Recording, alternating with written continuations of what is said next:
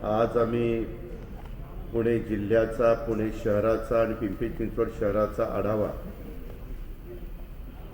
आमदारांच्या उपस्थितीमध्ये मंत्री महोदय दिलीप वळसे पाटील, राज्यमंत्री दत्तामामा भरणे आणि महापौर, जिल्हा परिषद अध्यक्ष यांच्या सगळ्यांच्या उपस्थितीमध्ये सगळ्या अधिकाऱ्यांच्या बरोबर चर्चा करून त्या ठिकाणी घेतला। मला महाराष्ट्रातल्याही जनतेला सांगायचं आणि माझ्या पुणे शहराच्या परिसरातल्या जिल्ह्यातल्या पण जनतेला सांगायचं, परिस्थिती गंभीर बनत चाललेली आहे। आता कुठंतरी नाईलाजास्तव कठोर निर्णय घेण्याची वेळ जर परिस्थिती अशीच राहिली तर 2 एप्रिलपर्यंत आम्हाला घ्यावी लागेल। माझी आजही तमाम नागरिकांना, जनतेला आग्रहाची विनंती आहे की जे नियम ठरवून दिलेले आहेत त्या नियमाचं कृपा करून सर्वांनी पालन करावं। मास्क वापरणं, फिजिकल डिस्टन्स ठेवणं, सॅनिटायझरने सातत्याने हात त्या ठिकाणी धुणं, ह्या सगळ्या गोष्टी प्रत्येकाने कराव्याच लागतील। आजही काही भागामध्ये पहिल्यांदा कोरोनाची लाट आली होती त्यावेळेस जनतेच्या मनामध्ये एक जी भीती होती ती अजिबात राहिलेली नाही। आज आम्ही बोलत असताना जे आकडे पुढे येत आहेत सार्वजनिक आरोग्य विभागाने दिलेले, की ज्या पद्धतीनं देशातल्या काही राज्यामध्ये, आपल्या पुणे जिल्ह्यामध्ये आकडेवारी वाढतीये, ती पाहता साधारण 50% खाजगी हॉस्पिटलचे बेड ताब्यामध्ये घेण्याचा निर्णय आम्ही त्या ठिकाणी घेतलेला आहे। आम्ही आजच केंद्रीय मंत्री प्रकाश जावडेकर यांच्याशी संपर्क मीटिंगमधनं साधला आणि त्यांनाही सांगितलं की लसीकरणाची आत्ता 316 केंद्र दोन्ही शहरामध्ये आणि ग्रामीण भागामध्ये आहेत, ती आता आम्ही दुप्पट करू पाहतोय।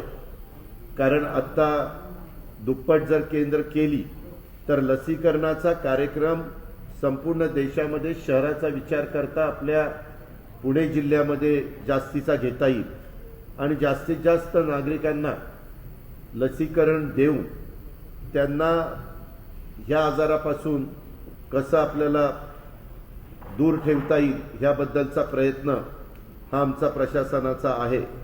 आणि आजचे निर्णय घेत असताना सगळे निर्णय आम्ही एकमताने घेतलेले। कॉटची संख्या वाढवण्याचं काम, तसंच लसीकरणचा वेग 300 केंद्रावरून 600 केंद्रापर्यंत नेण्याचं काम। पण एक गोष्ट जाणवली की तो वेग तसा वाढवल्यानंतर जे वॅक्सिन केंद्र सरकार पाठवतं ते थोडंसं कमी पडेल का काय, आणि तीच बाब आम्ही केंद्रीय मंत्र्यांच्या लक्षामध्ये आणून दिली।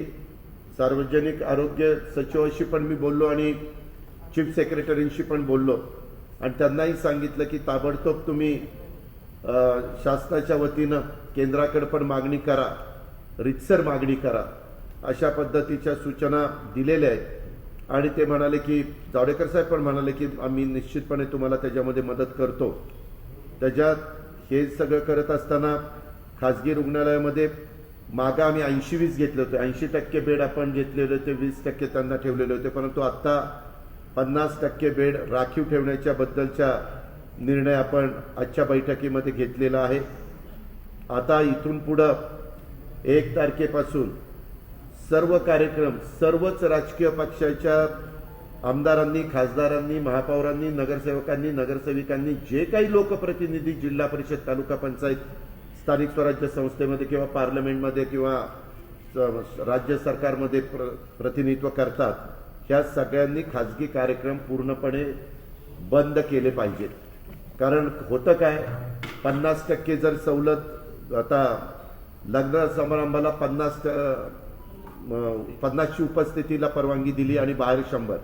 आज निर्णय घेतला बाहेर लग्न लॉनमध्ये करा किंवा आतमध्ये करा, 50च्या पेक्षा संख्या अजिबात तिथं जास्त ठेवायची नाही।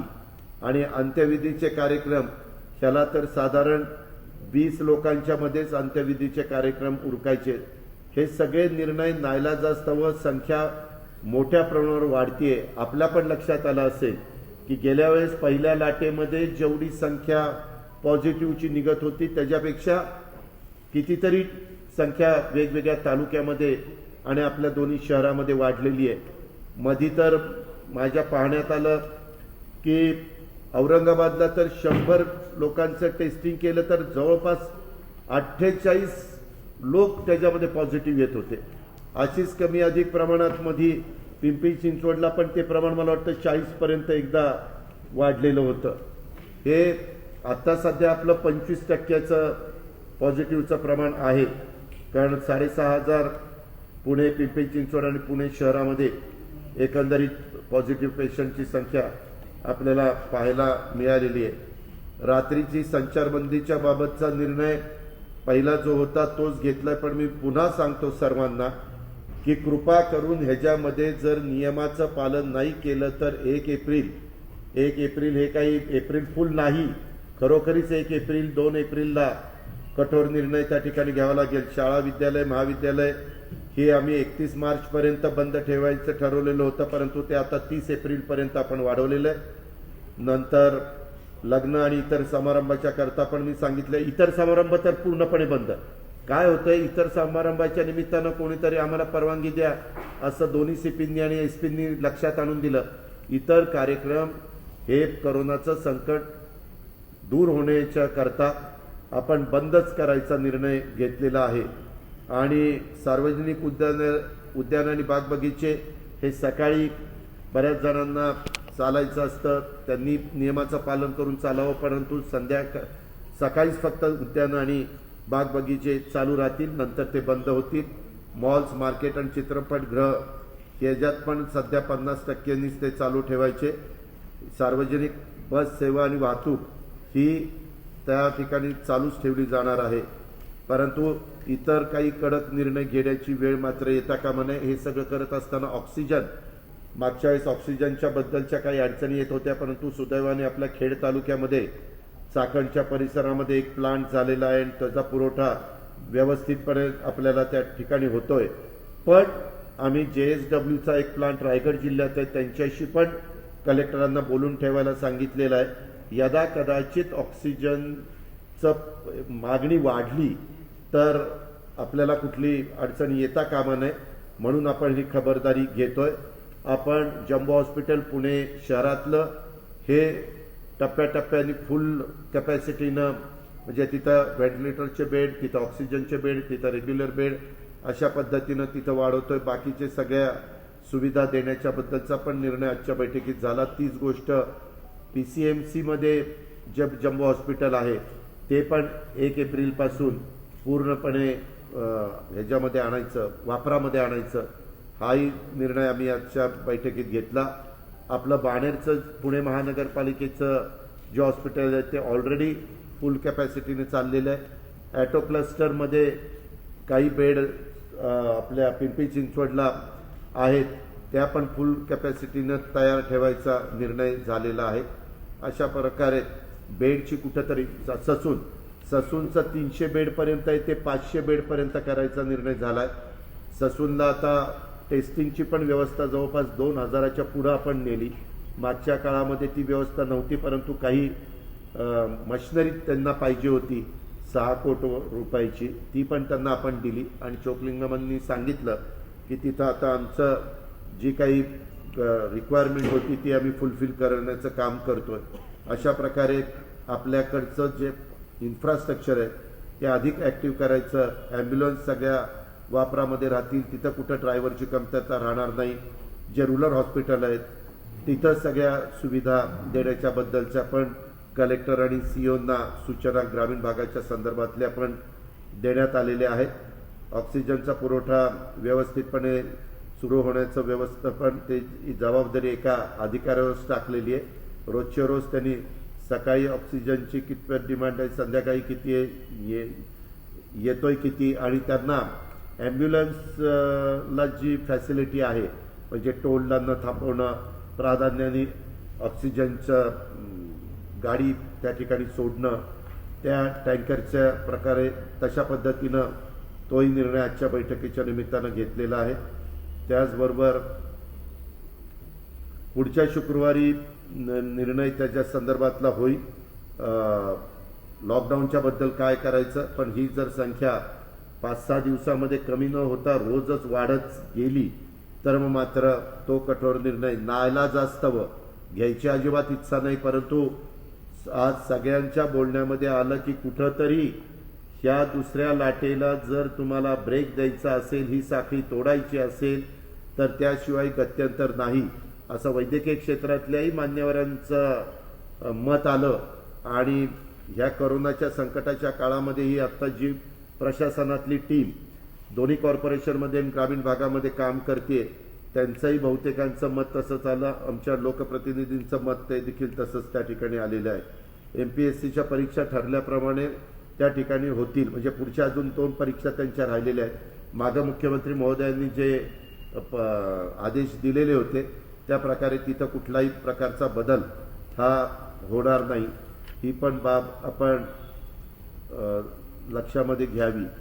आणि आता NIV करता पण हे जे टेस्टिंग त्याही संदर्भामध्ये त्यांनी सांगितलं ह्याच्या आधीच्या काळामध्ये जवळपास तिथलं सगळं टेस्टिंग थांबलेलं होतं, पण आता ते म्हणालेत की टप्प्याटप्प्याने आम्ही तिथलं पण टेस्टिंग त्या ठिकाणी वाढवतोय.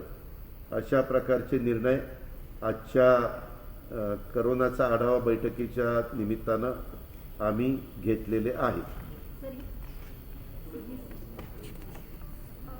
एप्रिलपर्यंत शाळा बंद आहे, पण 10वी-12वीच्या परीक्षा त्यांना आपण सूट दिली. या ज्या परीक्षा SSC बोर्डाच्या वगैरे होतील 10वीच्या आणि 12वीच्या त्या ठरल्याप्रमाणेच होतील.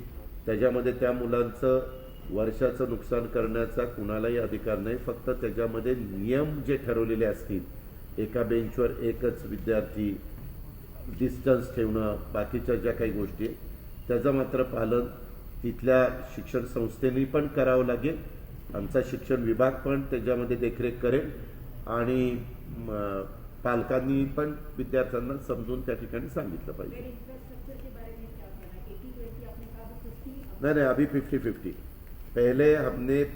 पहले जो कोरोना का वेव आई थी तब हमने 80% बेड उनके लिए थे और 20% उनके पास रखे थे, लेकिन अभी 50-50 किया है. और बाकी के बेड हमारे पुणे महानगर पालिका, पिंपरी चिंचवड़ महानगर पालिका और जितने भी रूरल हॉस्पिटल है अपने डिस्ट्रिक्ट में, वो सब रूरल हॉस्पिटल, जितने भी मेडिकल कॉलेजेस है उनके गवर्नमेंट के, समझो बारामती का हो या यहाँ का हो, तो उनके बाकी के बेड वो सब हम गवर्नमेंट के तरफ हमने लिए. सार्वजनिक बस व्यवस्थेसंदर्भात तुम्ही म्हटलात, परंतु त्याच्यावरती काही निर्बंध असणार? त्याच्यामध्ये निर्बंध जास्त आत्ताच्या घडीला आम्ही टाकलेले नाहीत, परंतु उद्याच्याला 2 एप्रिलला त्याबद्दलचा निर्णय, जर ही संख्या वाढतच चालली, कारण काय होतं लॉकडाऊन केल्यानंतर ह्या सगळ्या गोरगरिबांचा रोजीरोटीचा प्रश्न निर्माण होतो, तो आम्हाला होऊन द्यायचा नाही. परंतु तो जर होऊन द्यायचा नसेल तर सर्वच नागरिकांनी नियमाचं काटेकोरपणे पालन केलं पाहिजे. आज पण तुम्ही पत्रकार म्हणून बघा, बऱ्याचदा वेगवेगळी अमरावतीची, औरंगाबादची, नागपूरची, अकोल्याची, पुण्याची, मुंबईची असे दाखवतात की काही ठिकाणी हॉटेलवर आपल्याला बंधन आणता येतात, परंतु कुठंतरी चहाचं गाडा आहे, कुठं पावभाजीचा आहे, कुठं आणखीन पाणीपुरी भेळपुरी वगैरेचं आहे, तर तिथं लोक गर्दी करतात आणि तिथं पालन करत नाही. आणि त्याच्यामुळं ह्यावेळेस एक लक्षात घेतलं पाहिजे आपण, पाठीमागच्या काळामध्ये एखाद्या घरातल्या एखाद्या व्यक्तीला जर कोरोना झाला तर तो लगेच सगळ्या घरातल्या मेंबरला तो कव्हर करू शकत नव्हता. आताच्या काळामध्ये घरात एका ठिकाणी कुणाला झालं तर जवळपास तो पूर्ण फॅमिलीलाच कव्हर करतोय.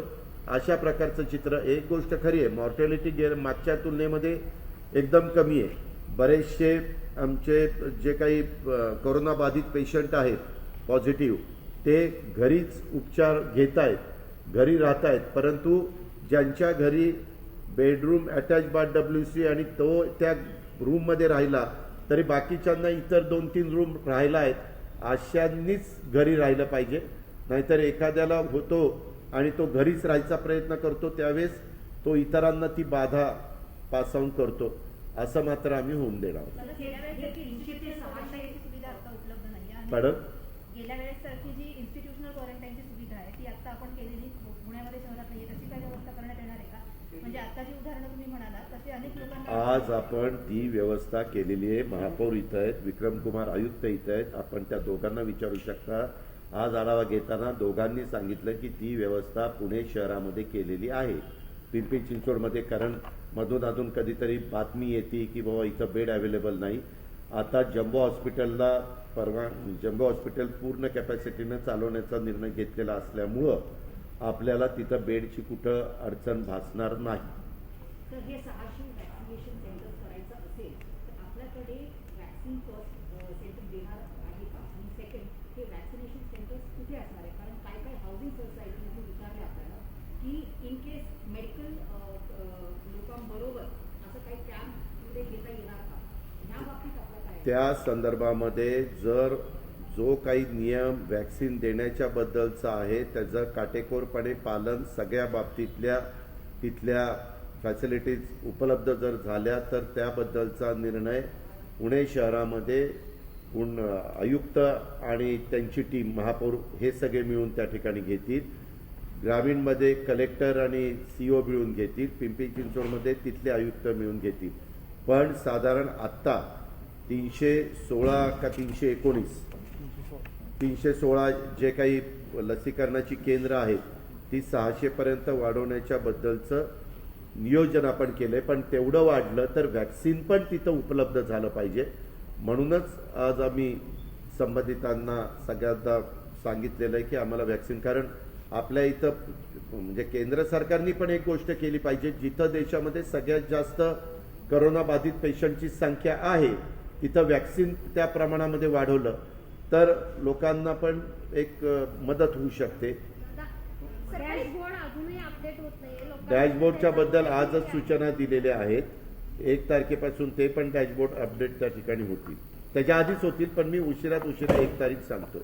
पण सर हे महिनाभरापासून हीच साधारणपणे निर्बंध आता पुणे जिल्ह्यात पुणे शहरात आहेत. संख्या वाढतच जाते. आधी तुम्ही स्पेशल असे काही फार निर्बंध नाही लादले.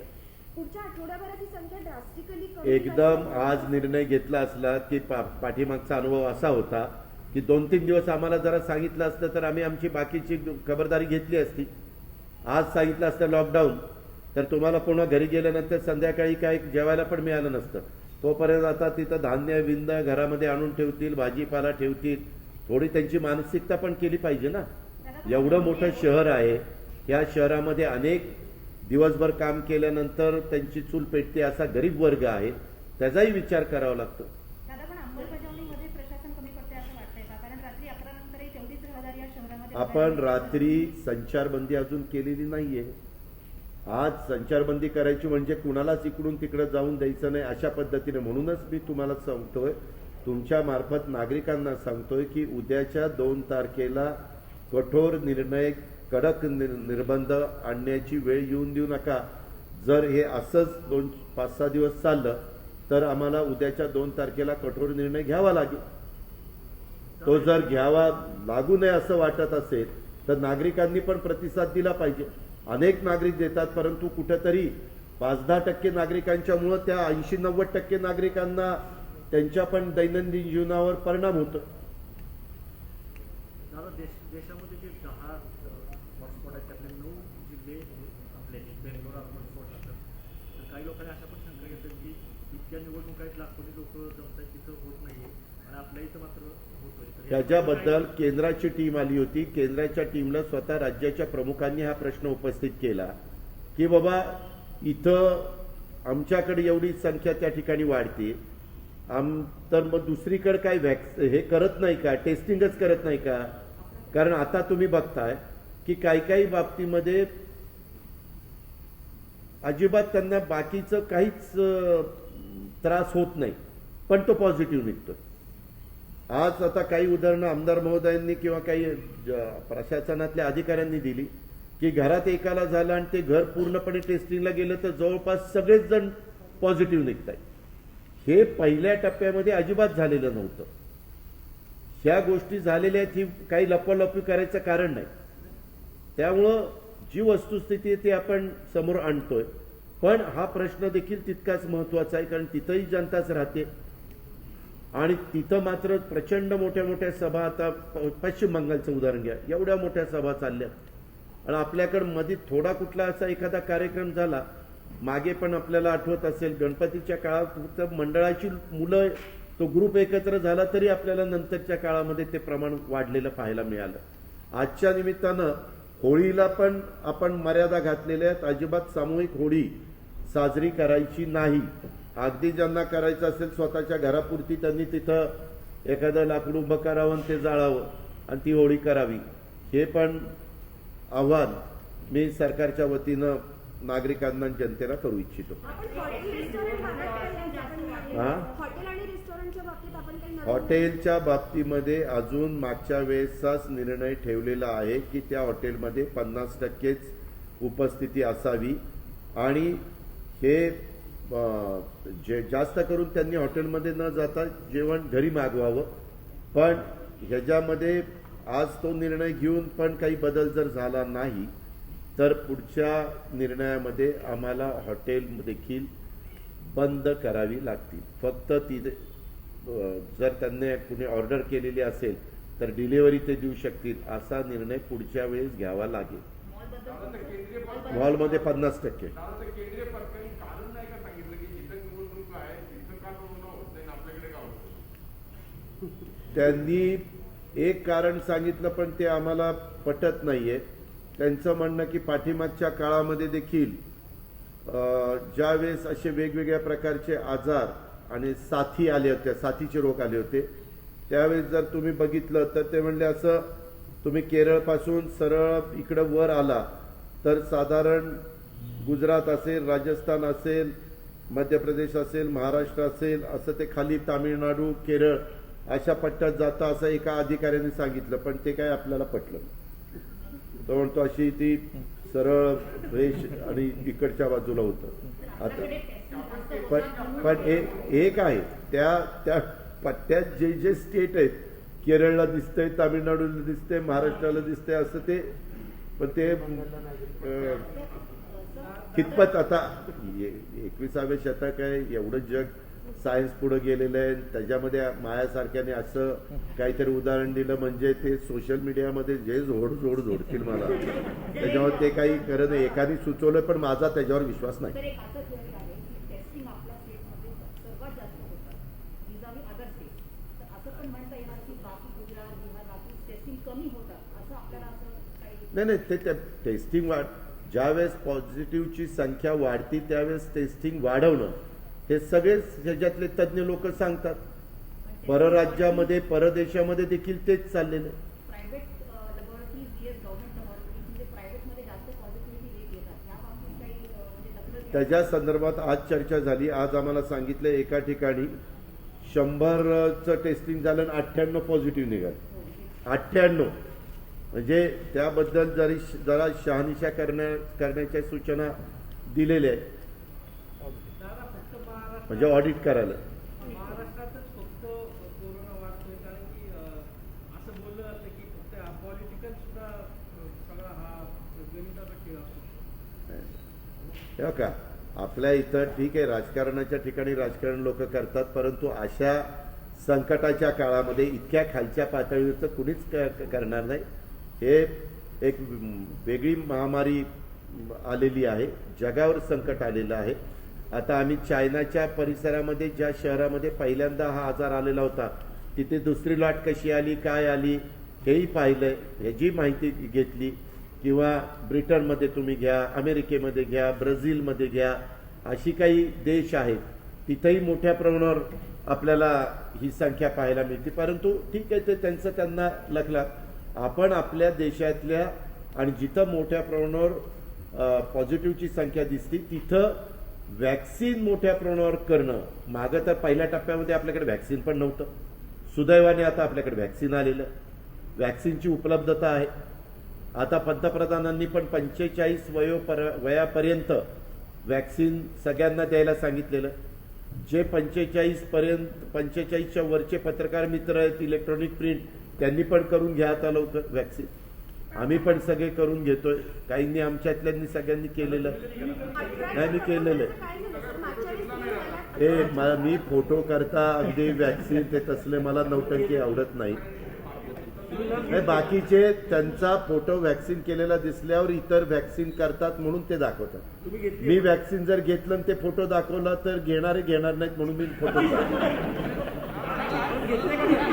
अठराच्या वर सगळ्यांना पुण्यामध्ये आपण व्हॅक्सिनसाठी केंद्र सरकारला विचारणार आहोत. काय? मागच्या कोविड रिव्ह्यू मीटिंग मध्ये आपण म्हणालेलात की सगळ्यांचं एकमत झालंय की 18 वयाच्या वर नाही पुण्यामध्ये सर्वांना ऐका त्यावेळेस पहिल्यांदा 45च्या बद्दल परवाच्या कॅबिनेटमध्ये आम्ही मुख्यमंत्र्यांना अशी विनंती केली की देशाचे पंतप्रधान ज्यावेळेस व्हिडिओ कॉन्फरन्सिंगच्या द्वारे राज्यातल्या सगळ्या मुख्यमंत्र्यांना पाचारण करतील त्यावेळेस आपण आता जे 45 त्यांना विनंती केली ती आता 25 करा. कारण या लॉटमध्ये या दुसऱ्या वेव्हमध्ये या कॉलेज जीवनातल्या मुलामुलींना पण मोठ्या प्रमाणावर कोरोना झालेला लक्षात येतोय.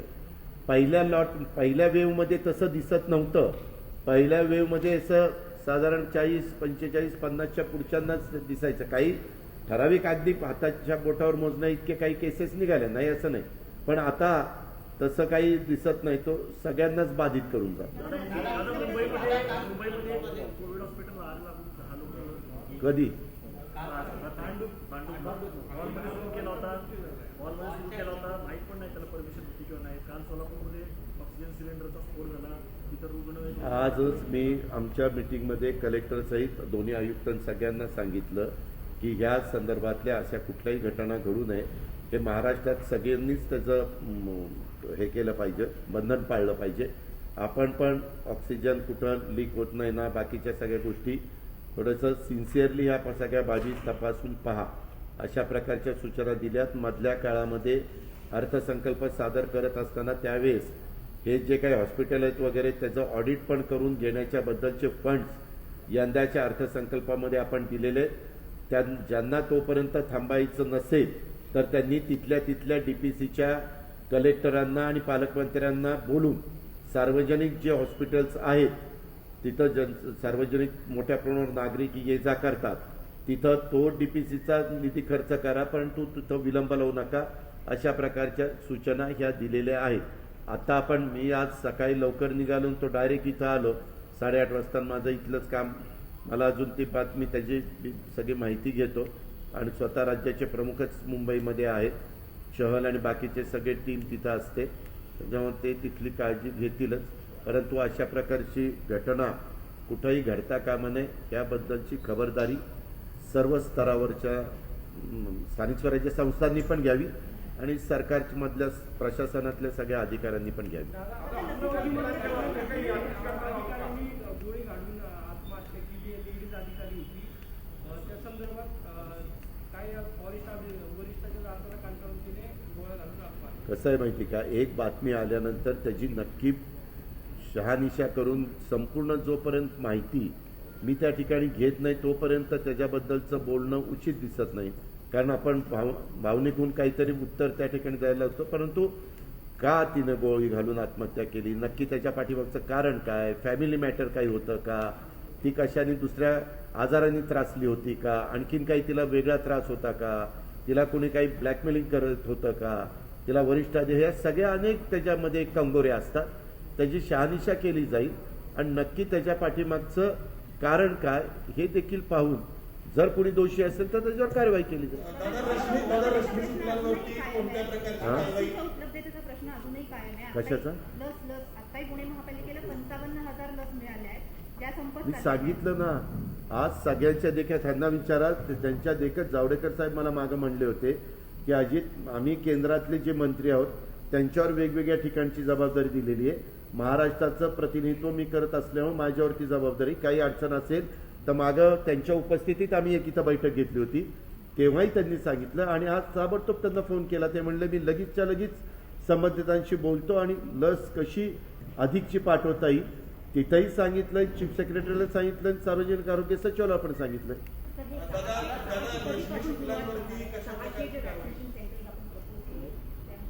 आम्हाला साधारण एप्रिलच्या पहिल्या आठवड्यापासूनच ती सुरुवात करायची.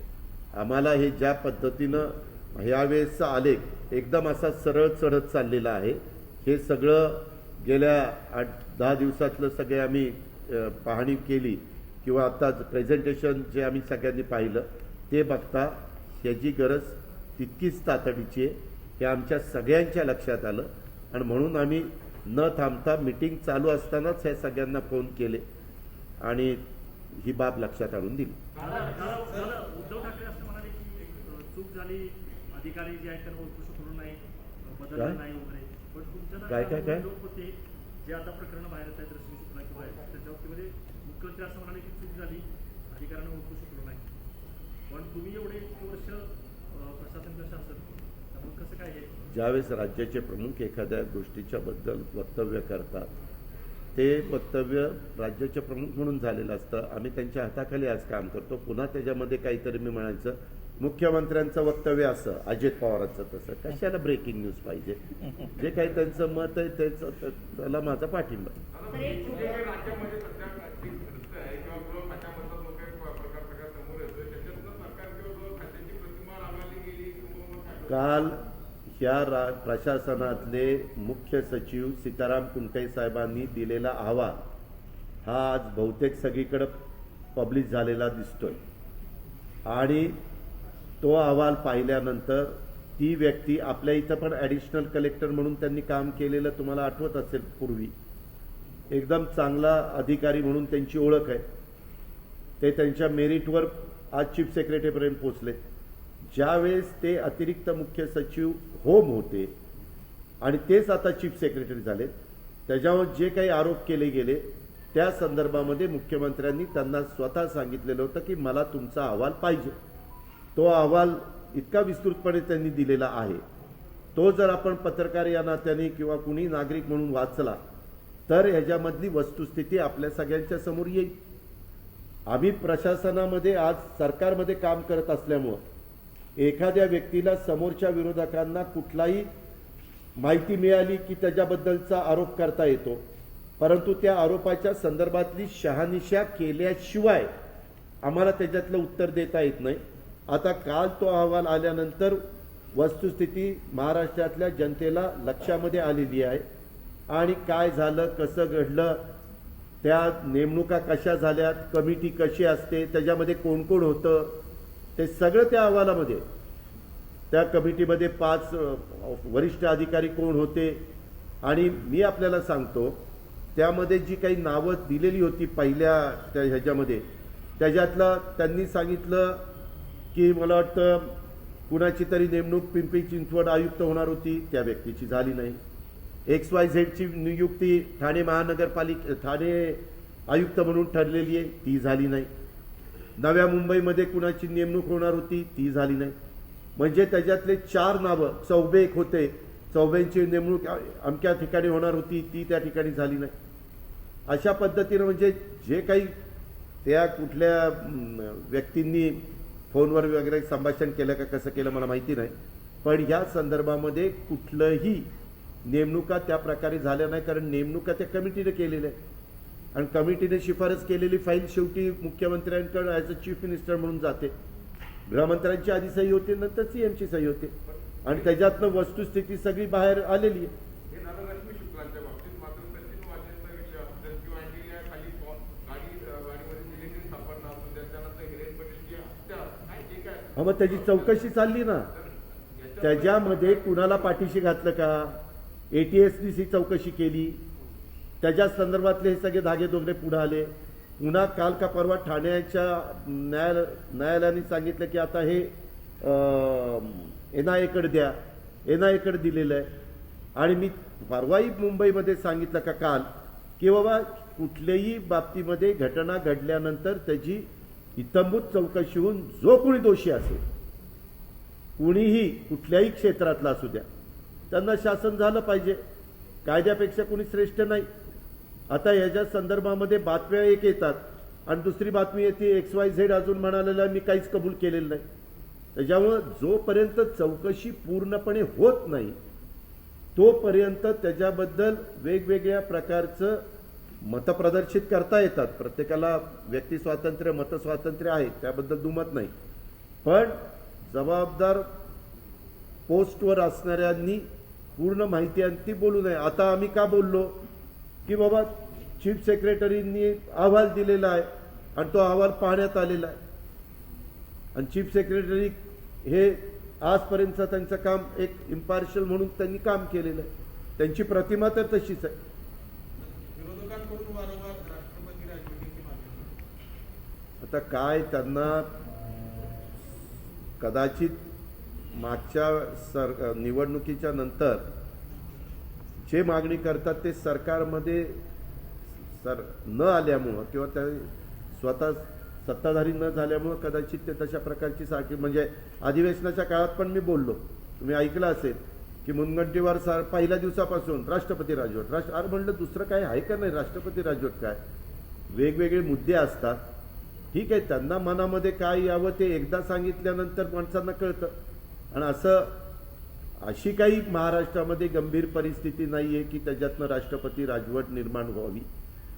आज बहुमत आहे महाविकास आघाडीला, 145चा आकडा असतो त्याच्यावर 165 आमदारांचा पाठिंबा आहे आणि आज प्रशासन काम करतंय, सगळ्या गोष्टी चाललेल्या आहेत. आणि ह्या ज्या काही घटना घडल्या त्याच्यामध्ये जे कोणी दोषी असतील त्याच्यातले काही लोक मिळालेले आहेत, परंतु ते धागेदोरे कुणापर्यंत पोचतायत ह्याचा आता NIA हे केंद्राच्या अखत्यारीमधली संस्था आहे, त्याच्यावर तेच आता तपास करतायत. सीताराम कुंडेंचा अहवाल काल जो आला तो बऱ्यापैकी लोकांनी बघितला, परंतु रश्मी शुक्ला यांच्यावरती काही कारवाईचा निर्णय झालाय का सरकारचा? मी सकाळी इकडे आलेलो आहे, त्याच्या संदर्भातला निर्णय मला अहवाल CM साहेबांनी जेव्हा पाहिला आणि तुम्ही ते सगळे एक हे झाला पाहायला मिळाला तेव्हाच मी पाहिलेला आहे. माझं काही मुख्यमंत्र्यांशी ह्या विषयावर काही बोलणं झालेलं नाही आहे. शेवटी राज्याचे प्रमुख म्हणून ते निर्णय घेतात. मात्र आम्ही मध्ये CM साहेबांना सांगितलं की CM साहेब आत्ताची जी काही राजकीय परिस्थिती निर्माण झालेली आहे त्यामध्ये बाळासाहेब थोरात, नानासाहेब पटोले, अजित पवार, छगन भुजबळ, आमचे जयंत पाटील, आम्ही सगळे CM साहेबांना भेटलो. आम्ही सगळेजण महाविकास आघाडीचे सहकारी तुमच्याबरोबर आहोत अशा पद्धतीने आम्ही त्यांना सांगितलं. दादा, UPAचं नेतृत्व शरद पवारांनी करावं अशा पद्धतीची मागणी संजय राऊतांनी मी मागे कालच, अजून तुझ्या वाचनात कसं आलं नाही कोणास ठाऊक, कालच सांगितलं अजित पवार महाराष्ट्राच्या प्रश्नाची उत्तर देतो, केंद्राच्या प्रश्नाची उत्तरं देत नाही. तो 6 महिन्यातच केंद्रातनं परत आला 91 साली खासदार होऊन आणि तेव्हापासून आपलं तिथले संबंध इतके काही म्हणजे जास्त माहिती नाही आहे. आपण जिथं काम करतो त्याच्याबद्दल बोलावं. त्या संदर्भामध्ये जास्त कारवाईनं राष्ट्रवादीचे नेते पवारसाहेब, प्रफुल्ल पटेल, सुप्रिया सुळे हे सगळे सांगतील. मी त्यांना सांगतो की हा आमच्या काही पत्रकार मित्रांच्या मनामध्ये प्रश्न निर्माण झालेला आहे, त्याचं जर आपण वर्ण स्टेटमेंट केलं तर खूप बरं होईल, म्हणजे मला सारखे सारखे प्रश्न विचारले जाणार नाही. दादा, इथे ते खासगी हॉस्पिटलच्या बिलांवरती कॅपिंगचा काही विचार आहे? कारण गेल्या वेळी आहे ह्याच्या संदर्भामध्ये कुठल्याही परिस्थितीमध्ये असं चालणार नाही. मागं सगळंच हे नवीन आव्हान होतं, नवीन संकट होतं, नवीन आजार होता. आता ह्या गेल्या वर्षभराच्या काळामध्ये त्याच्यामध्ये आलेले अनुभव लक्षात घेता, त्याच्यातल्या जाणवलेल्या त्रुटी लक्षामध्ये घेता आता पुन्हा सुरू करत असताना महापौर विक्रमकुमार आम्ही सगळ्यांनी ज्यावेळेस चर्चा केली त्यावेळेस त्या सगळ्या गोष्टी कशा आपल्याला बाजूला ठेवून नागरिकांना उत्तम प्रकारची सेवा देता येईल याबद्दलची खबरदारी आम्ही सगळेजण घेतो. Thank you very much.